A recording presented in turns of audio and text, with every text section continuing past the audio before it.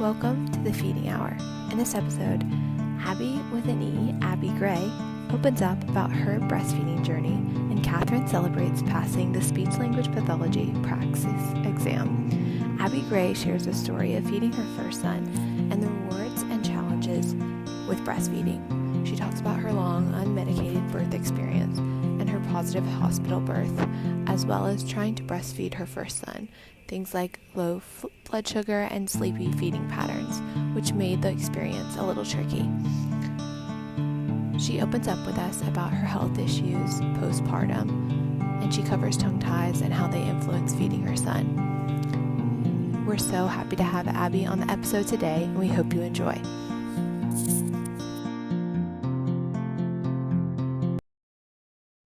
Hey, Abbey. Hi, Catherine. How are you? I'm well. How are you? Good. Good. Congratulations on your passing your exam this morning. Thank you. To all our listeners, I've passed the PRAXIS. Woohoo!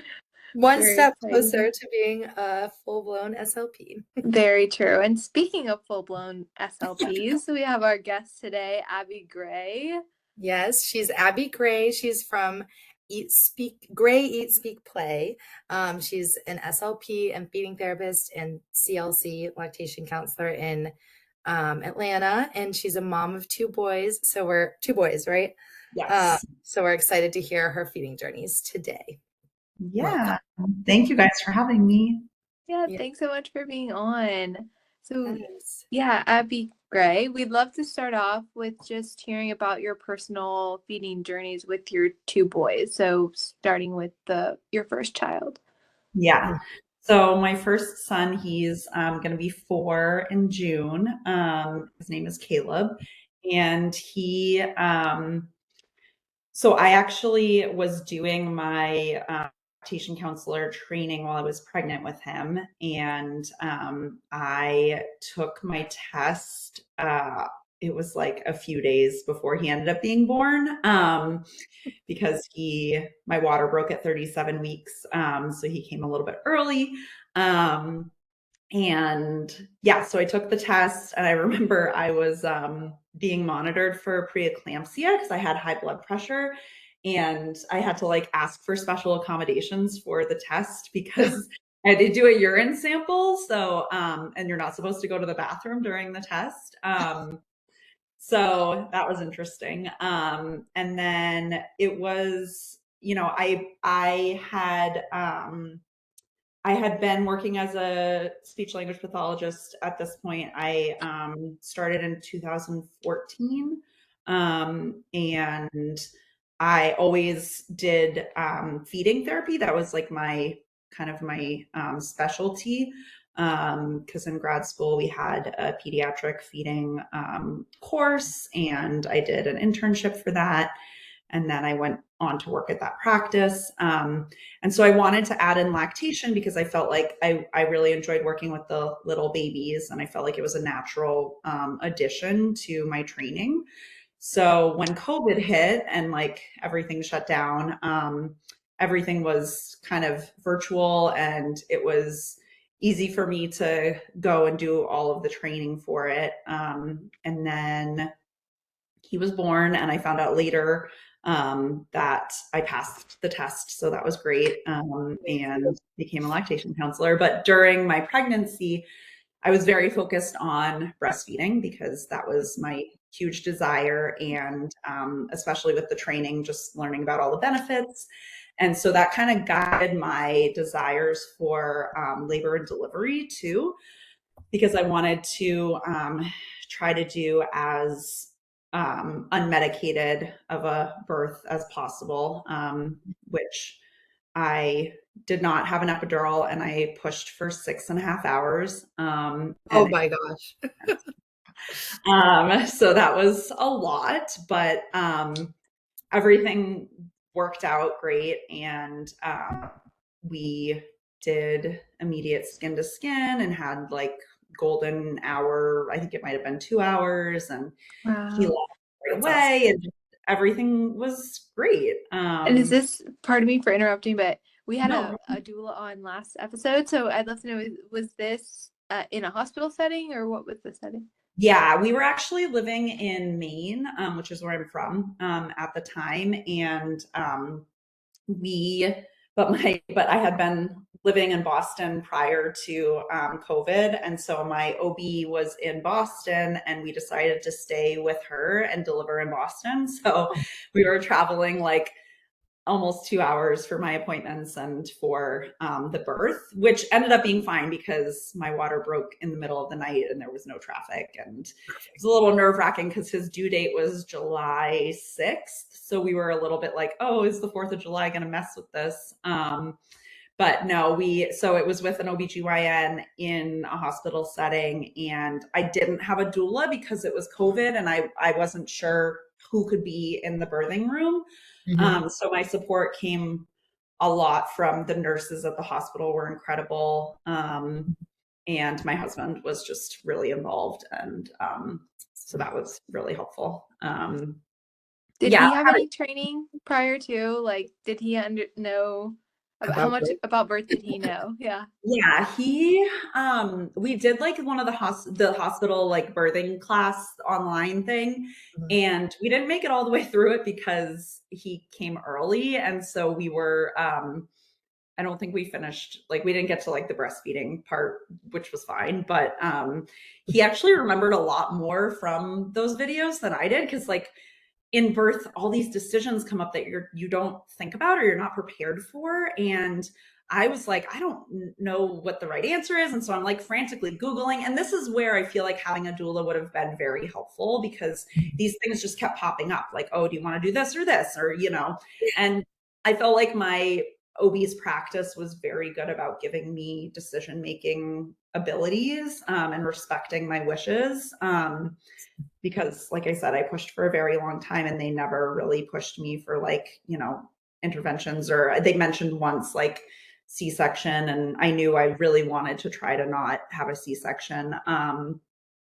But he was really good. And I mean, our nurse was amazing too. Like she was with us because I think I was in labor for 32 hours. Wow. And so we went through a few nurses, but she like stayed later because I was so close to actually birthing him. She was like, I'm going to go do some work, but I'm going to like hang around a little bit longer. And so she was actually there for the birth, which was huge, but a lot of coaching from her. And yeah, my husband was very, very involved. Like we joke now because we had talked about like, oh, are you going to like look down there during the birth? And like, I don't know. And now we joke because we're like, well, you were holding my leg, like you were very there for, so many hours. I always laugh too, because my husband always says how he's like so non-medical. Like he never wants to hear about my patients. He's like, it freaks me out. I don't like hospitals. But then like during the birth, he was like so into it. I'm like, something happens to them. Like they just turn it on or something. Yeah. It's crazy. And we also have one of his close friends is an OBGYN too. So we were like texting him questions during the birth also. So that was helpful. Good. Yeah. So then tell us about kind of the golden hour, and like just with that kind of long but mostly smooth birth. And then how did that first latching experience go?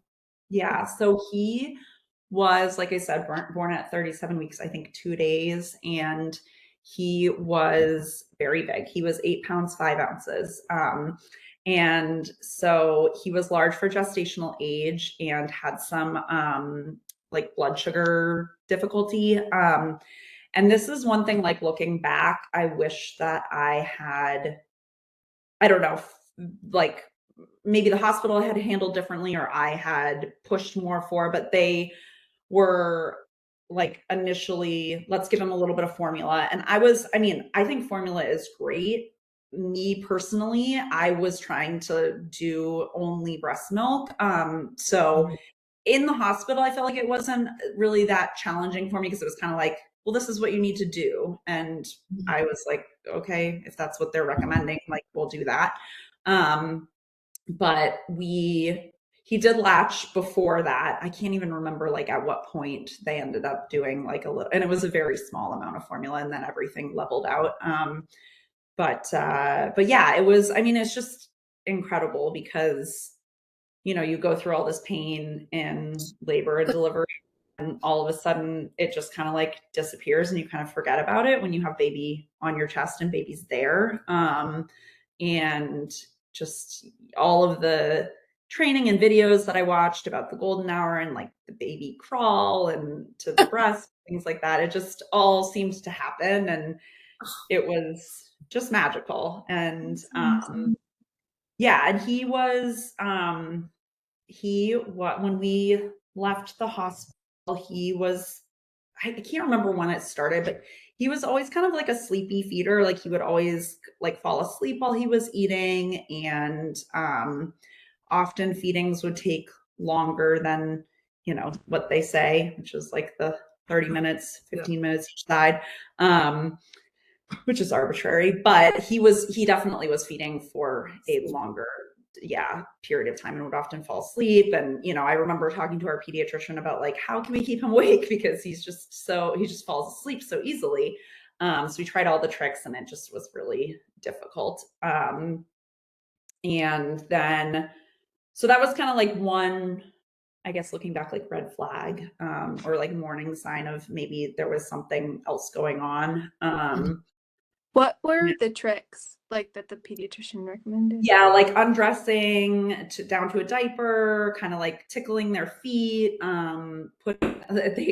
said like putting like ice, like a little bit of ice on his back to like get him to stay up.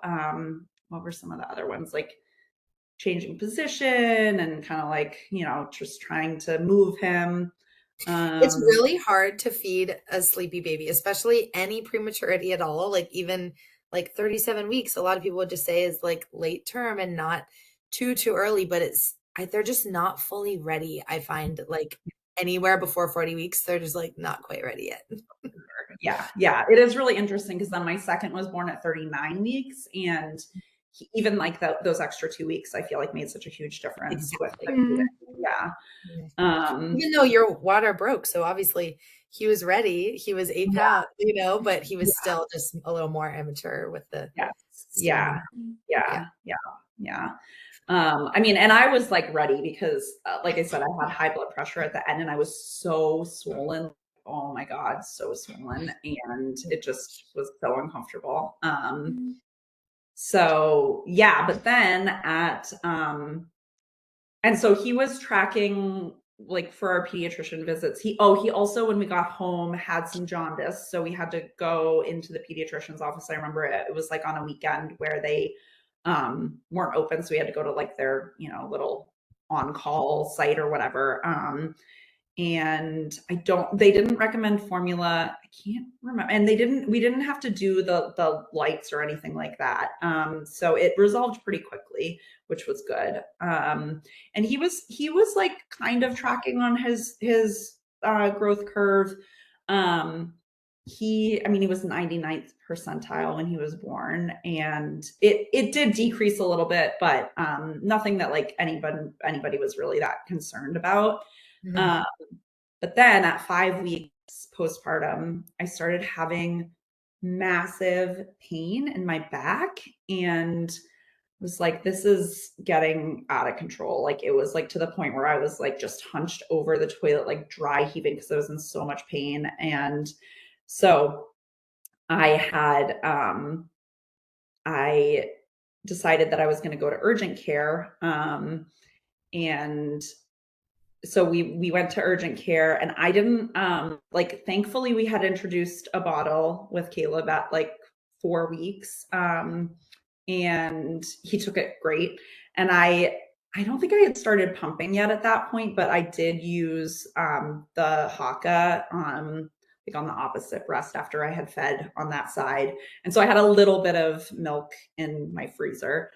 And I didn't know how long I was going to be at urgent care. And again, it was COVID. So like you were limited on people you could bring. So I just had my mom come and watch Caleb while I went to urgent care. And I think my husband came with me and just stayed in the car. But we were just trying to figure out like what was going on. And so they ran a bunch of tests and did all the things, and they couldn't figure out what was going on. And I ended up being there for like, I don't know, 8 hours or something at urgent care. And I didn't have Caleb with me, and I didn't have a pump. And like in hindsight, I really wish that I had packed that stuff, because, you know, we were feeding every like 2 hours. And Yeah.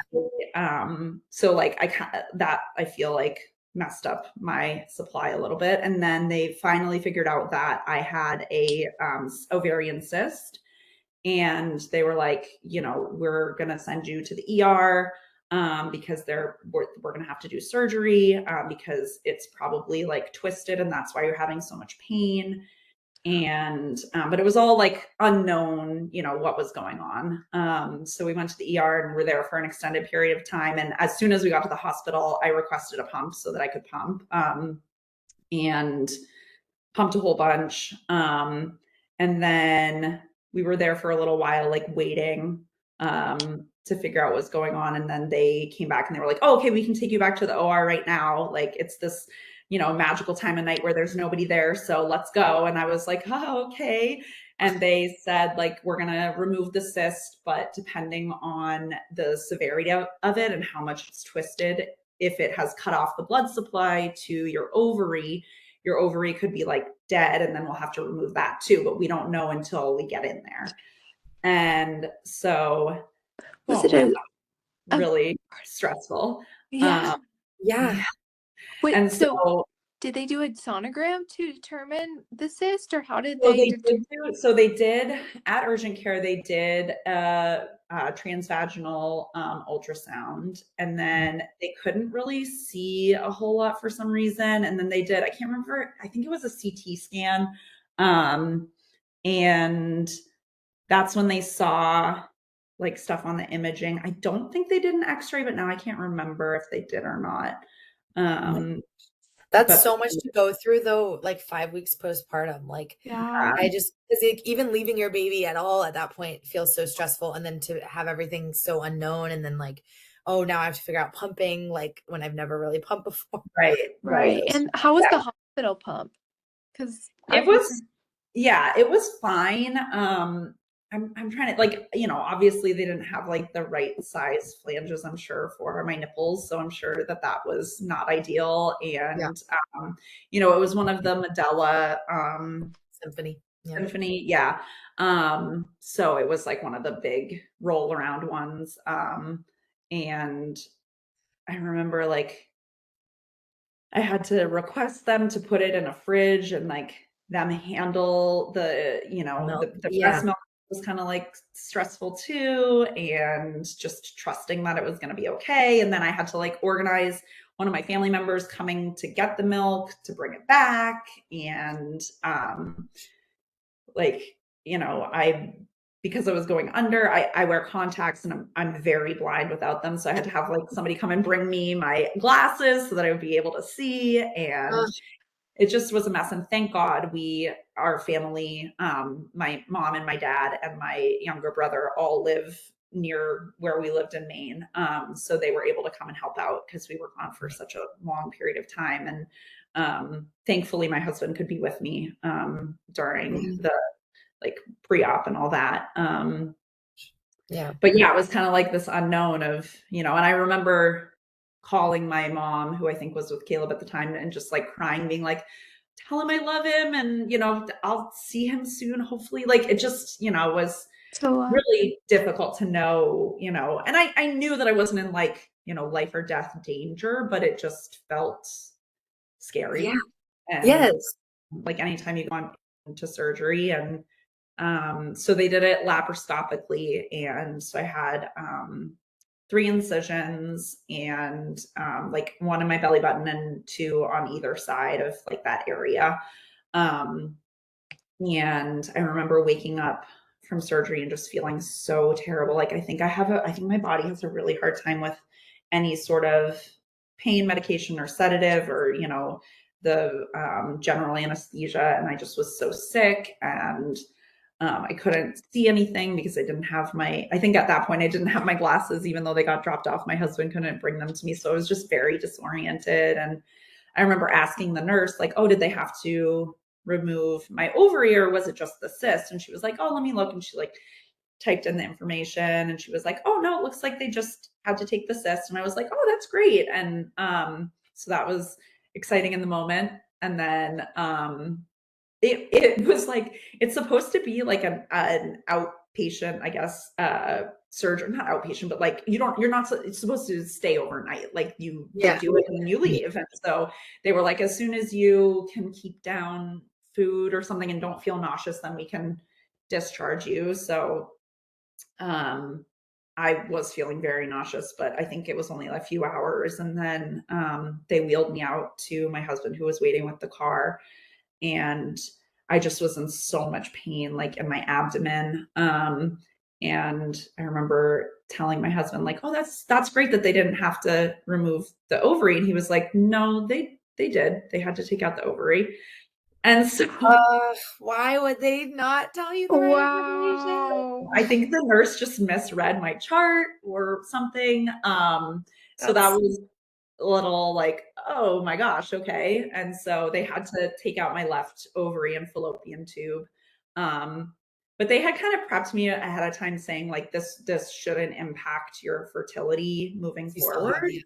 Yeah. Because the other one like takes over for both of them. And so that's amazing for anyone who, like, I have some personal connections that have one ovary, and I'm like, oh, that's like such a positive story to know that you had a second child after this. Yeah, for sure. So, but that was scary because I was like, I don't know what that means and all that stuff. So, and then the recovery was just so rough because I was just in so much pain, and I didn't want to take any of the like prescription pain medications because of breastfeeding. And, they kept assuring me like, it's okay to take it. But I was like very adamant about like, I'm only going to stick to Tylenol and ibuprofen rotating through.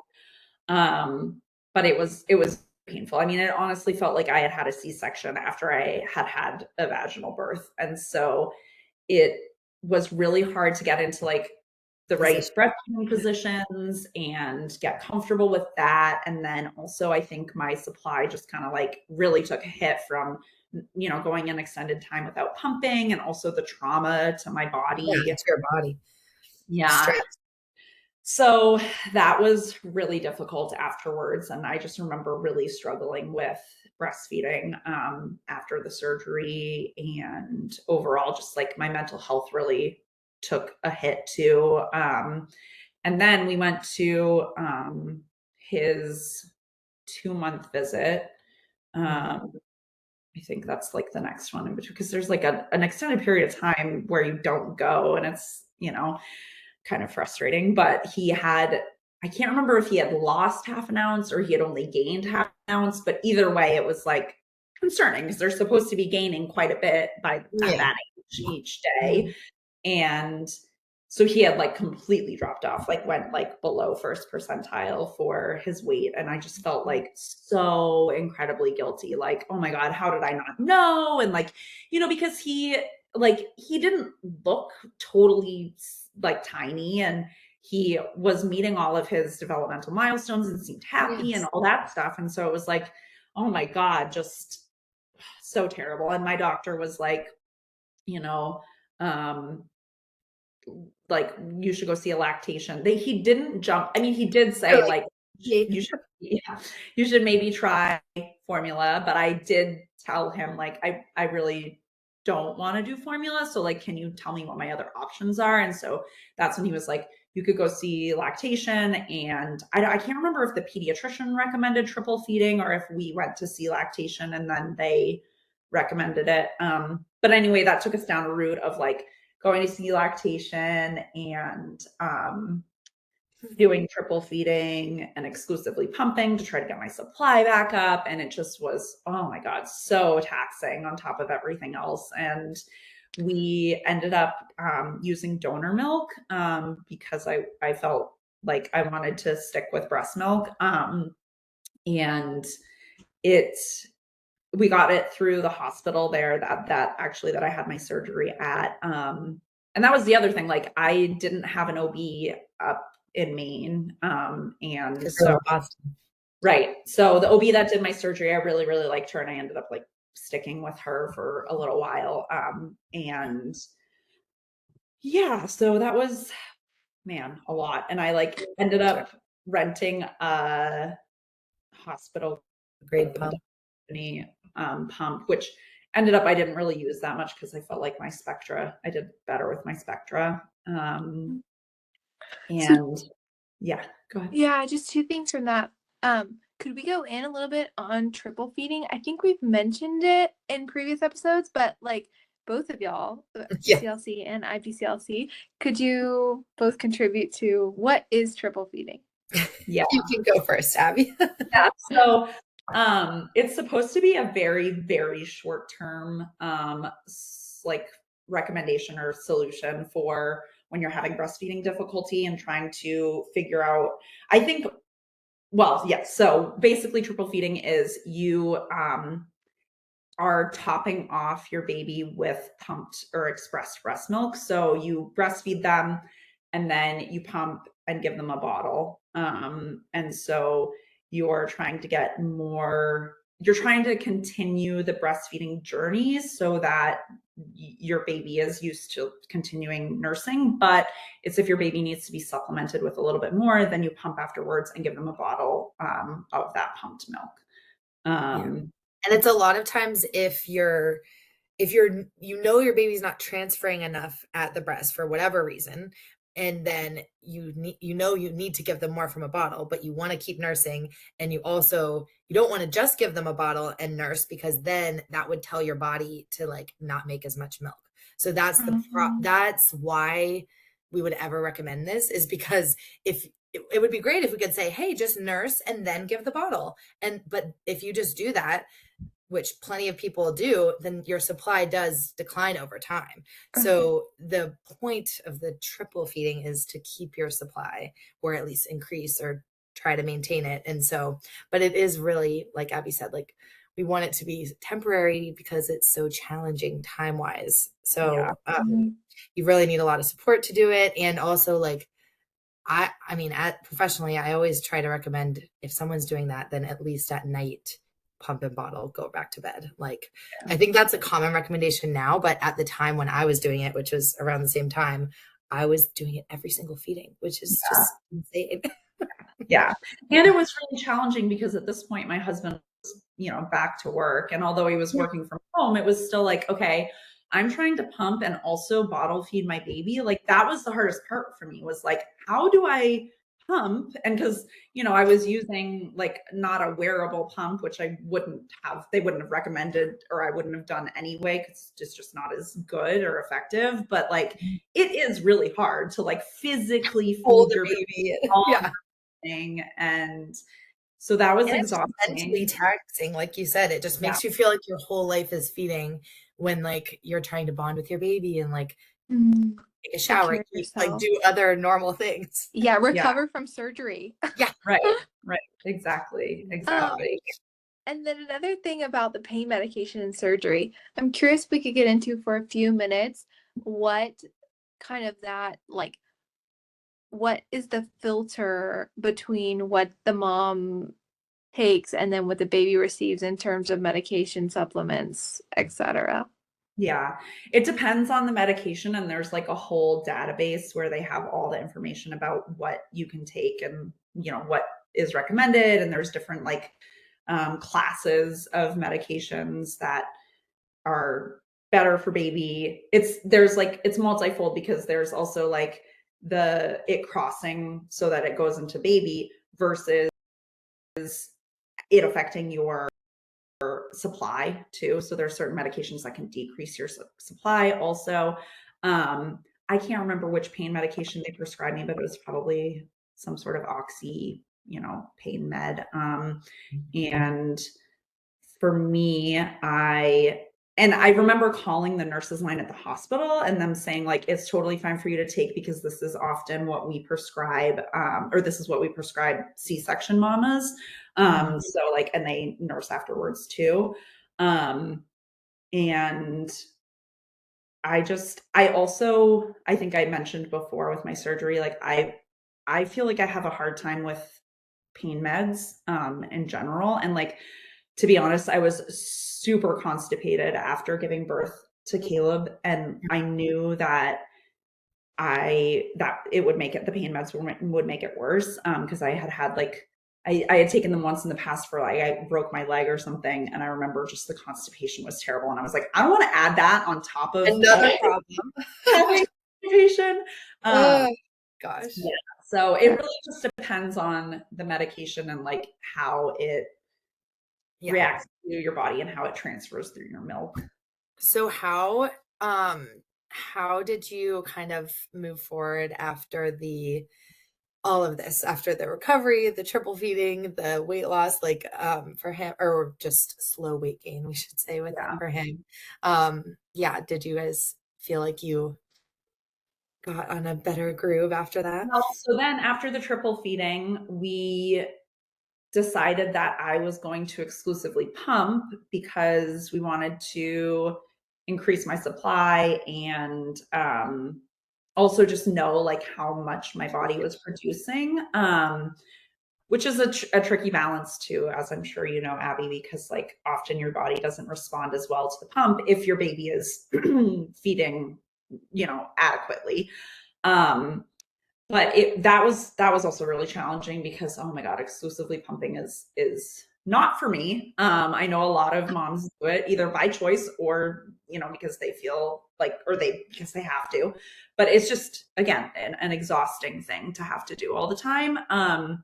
And so I did that for about a month, and I remember our pediatrician and our lactation consultant often would like disagree about amounts that he needed to have in a day because, I love pediatricians. I think that they're great. They're just not totally specialized in lactation like a lactation consultant is. So I was always like, let's look at the numbers that the lactation consultant is giving us versus the pediatrician, because the numbers he was giving us was like, oh my God, my supply is never going to get to that. Never going to match it. Also, I must say, because he started out so high on the curve, I'm sure that was working against you. Like that he started out 99th.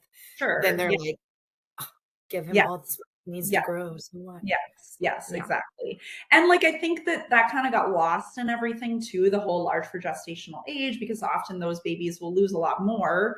And so that was, and I remember you know what his curve, you had no idea because you were at both ends of the spectrum. You had no idea what his normal curve would have been. Exactly. And, I remember like me and my husband, kind of like my husband wanting to do the amounts that the pediatrician was saying and me being like, well, the lactation consultant is really the one who knows better. And so that was challenging too, because we were supplementing with donor milk, which was, oh my God, such a godsend, but also expensive and like not easy to come by. And I remember at one point before we got the donor milk, my mom was over and my husband and I was like just really struggling with feeding Caleb, and they were like, let's just give formula, because we had some of the like pre-made I think Similac from the hospital that they had given him when we were there. And I was like had a breakdown about it, but we ended up giving him like, a little bit of that, and I just lost it. But then after that we just did donor milk,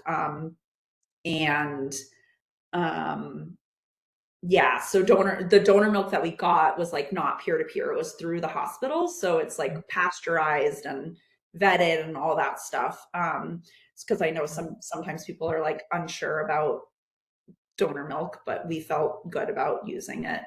We felt good about it. Yeah. Just I don't know if I should say this, but I've done it peer-to-peer before, and it's just to your comfort level. I think like, I know, because it's just like you said, it's expensive and hard to get.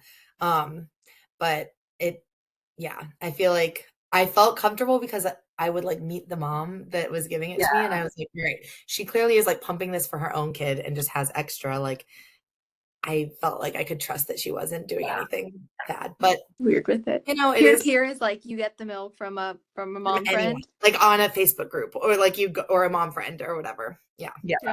I mean, think about it. I would have done that, but like, again, you're a first mom, you're like, what am I don't want to just give my baby this random. I used to joke that mom friends, like, Yeah. to like share milk with. And I used to joke around Historically, that my like wet husband, nurses. yeah. Oh yeah. What? Yeah. Well, I used to joke around that my son had, like probably had like the best antibodies ever because he'd had so many different people's. yeah, Crazy. yeah. Anyways, Dogs. but keep going. Keep Yeah, going. yeah. Yeah, no, I mean, in hindsight, I feel like I would totally do peer to peer now. But also it was COVID, and I think that Yes. adds another factor into it too, because it was like, oh, is it vaccinated or not vaccinated? Have you had COVID? Like blah blah blah. So Totally. Yeah. that complicated things too. But yeah, so then it just like we would do weighted feeds every time we would go to the lactation consultant, and it was so stressful because it was like, oh, he's not transferring a lot, like something else is going on. And I had also during the COVID shutdown, and I think during pregnancy, started some myofunctional training too. And so I was like engulfed in the world of tethered oral ties, like tongue ties, lip ties, things like that. And I was like, I really think that he might have a tongue tie, and like that's something that's contributing into it. And my doctor, the pediatrician that we had up in Maine, he actually was my pediatrician. So like he's very old school. And I'm sure that you guys have experienced this where pediatricians, they're kind of like often in a camp of like tongue ties don't exist or they don't impact feeding and like whatever. And so he was kind of that mindset. But and the lactation consultant that I was seeing at the hospital was like, let's just rule everything else out and then we'll talk about that. And then I don't know who I got a recommendation for a different lactation consultant at a different hospital, but I went to see her and she was like, oh my God, an angel on earth, like the most incredible woman. And was like, the other lactation consultant was very helpful too. And like, she was very more structured. And this lactation consultant was like, let's look at your mental health and like really, yeah, like take a step back. And she was like, I'm going to look in his mouth and do some assessments. And she was like, I do think that he has a tongue tie that could be impacting. So like, I'm going to refer you to this dentist and you go and just get an opinion from him and see what he thinks. And I remember calling my pediatrician's office and they were like, and asking for a referral, even though I don't think I needed one for my insurance, but it just felt like I needed to let them know. And I remember them calling me back being like, oh yeah, the doctor said that he'll write you the referral, but like if you go to that dentist, they're going to say that he has a tongue tie and want to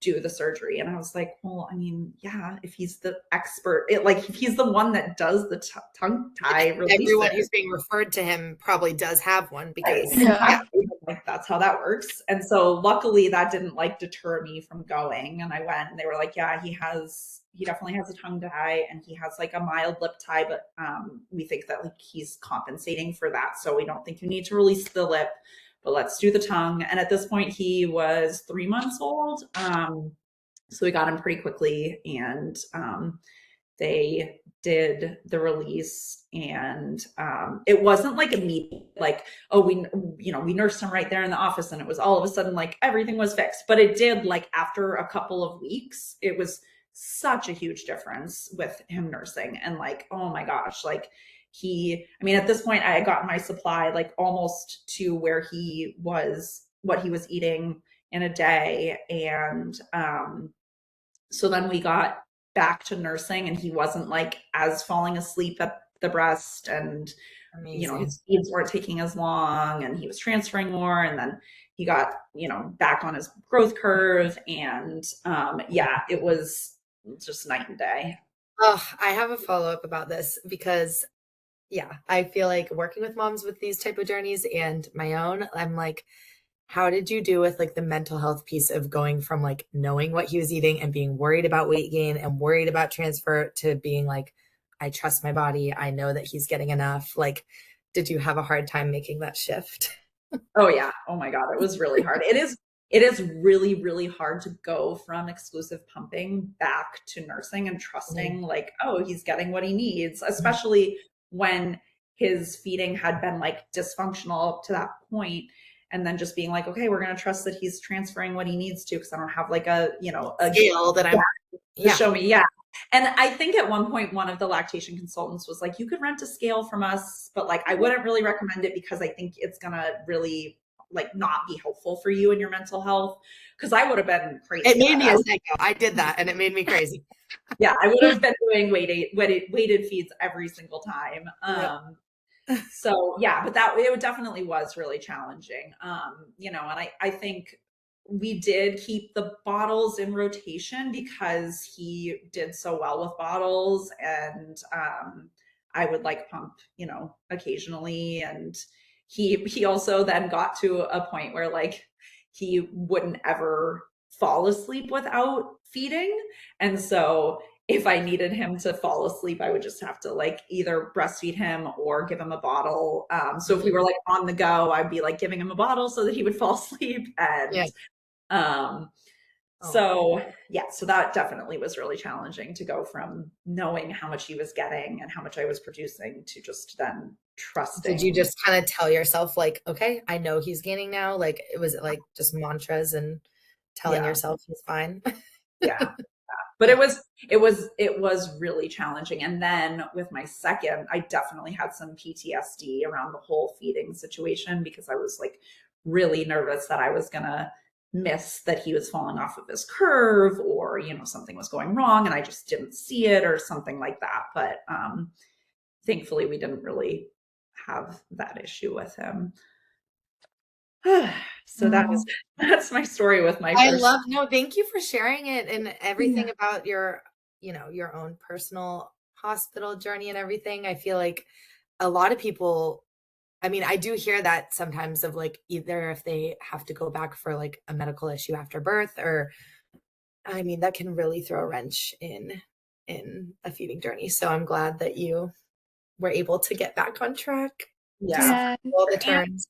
I was still working for another private practice, not my own at this point. I had opened my own at this point, but I was on maternity leave, and then I was employed through Massachusetts. So luckily they had FMLA at that point for birth. And then I got extended leave from the surgery, like short-term disability.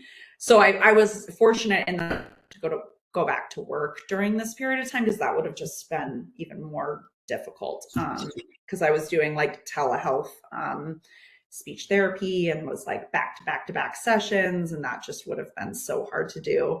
And then I ended up leaving that job completely after all of my medical leave ended, and then just focused on my own private practice at that point.